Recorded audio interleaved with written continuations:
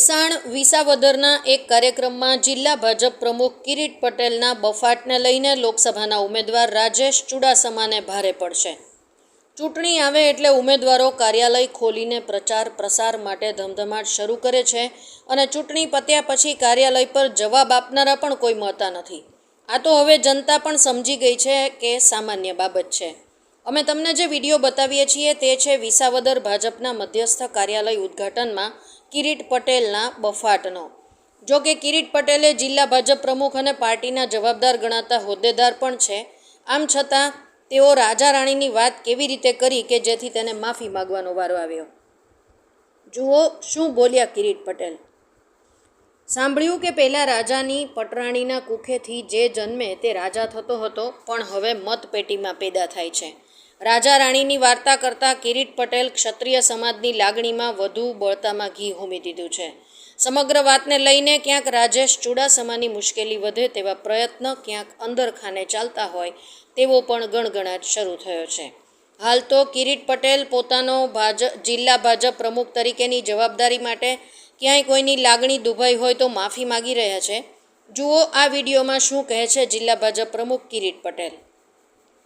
આ ભાજપના નેતાઓ પહેલાં જાહેરમાં બફાટ કરી માફી માગી લેતા હોય છે, પરંતુ ક્ષત્રિય સમાજનો વિરોધ હજુ સમેટાયો નથી. ત્યારે આ આગમાં ઘી હોમીને હાલ રાજેશ ચુડાસમાની જીત મેળવવા મુસીબતમાં વધારો થયો છે અને કિરીટ પટેલની માફી સ્પષ્ટ જણાવે છે કે આ કારણે ક્યાંક ભાજપ જૂનાગઢની રાજેશ ચુડાસમાની સીટ ગુમાવશે તેવો પણ ભાજપને ભય લાગ્યો હોય તેવું લાગી રહ્યું છે.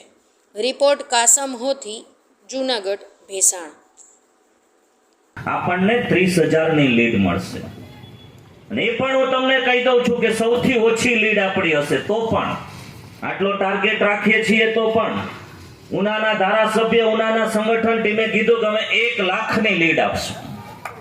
એ જ રીતે કોડીનાર હોય, તાલાળા હોય, માંગરોળ હોય, મંથન કરવા માટેની જરૂર છે. આ કોઈ ધારાસભાની ચૂંટણી નથી, તાલુકા પંચાયત, જિલ્લા પંચાયતની ચૂંટણી નથી, પરંતુ આ ચૂંટણી એ ગુજરાતના વીર પુરુષ નરેન્દ્ર મોદી સાહેબને ત્રીજી વખત વડાપ્રધાન બનાવવા માટેની ચૂંટણી છે. આપણે દરેક ગામે ગામે જઈ આપણે પોતાએ પહેલા તો આપણા પોતાના ગામની જવાબદારી લેવી પડે છે. આપણા ગામમાંથી, એટલે કે આપણું જે મતદાર યાદીમાં જે બૂથમાં નામ હોય, આપણે જે ગામના આગેવાન હોય, એ ગામમાંથી જો આપણે લીડ ન કાઢી શકીએ અને બહાર ગમે તેટલી વાતો કરીએ તો એ નકામું છે. સૌ પ્રથમ પહેલી વાત, અહીંયા ઉપસ્થિત તમામ કાર્યકર્તા, વડીલો, યુવાન દોસ્તો પેલા એ નક્કી કરે કે હું મારા ગામમાંથી આ વખતે 370 થી પણ વધારે લીડ ભારતીય જનતા પાર્ટીને આપીશ, નરેન્દ્ર મોદી સાહેબને આપીશ, જેમના નેતૃત્વમાં 500 વર્ષ પછી રામ મંદિર બન્યું છે. એ મારો પહેલો મત, એ મારા ગામનો દરેક મત હું ભગવાન શ્રી રામના ચરણોમાં અર્પણ કરીશ.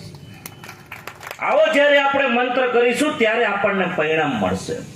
અને રાજનીતિમાં પરિણામ એ મહત્વની વસ્તુ છે. વાતો કરવાથી કંઈ નહીં થાય, પરંતુ જ્યાં સુધી આપણે પરિણામ નહીં બતાવીએ ત્યાં સુધી આપણે રાજેશભાઈ ઉપર આપણા કામનો અધિકાર નહીં પેદા કરી શકીએ. અને અધિકાર પેદા કરવા માટે આપણે આપણા મત વિસ્તારમાંથી વધારેમાં વધારે મત એ ભારતીય જનતા પાર્ટીને મળે એના માટેની ચિંતા કરવી પડે છે. હમણાં જેમ બધા વક્તાઓએ કીધું કે દેશના વડાપ્રધાન તરીકે નરેન્દ્ર મોદી સાહેબ જ્યારે ફરી વખત વડાપ્રધાન બનવાના છે, રાજેશભાઈ પણ સાંસદ તરીકે ચૂંટાવાના જ છે, પરંતુ આપણે એમાં વધારેમાં વધારે સહભાગી થવા માટે પરિશ્રમ કરવાનો છે. દરેક ગામે ગામે હું જે બોલું એ તમે વાત કરશો તો તરત મતદાર અને દરેક ગામના આમ ખેડૂત ભાઈને પણ મગજમાં ઉતરશે તમારે બોલવાનું મોદી, અને હું સામેથી બોલીશ.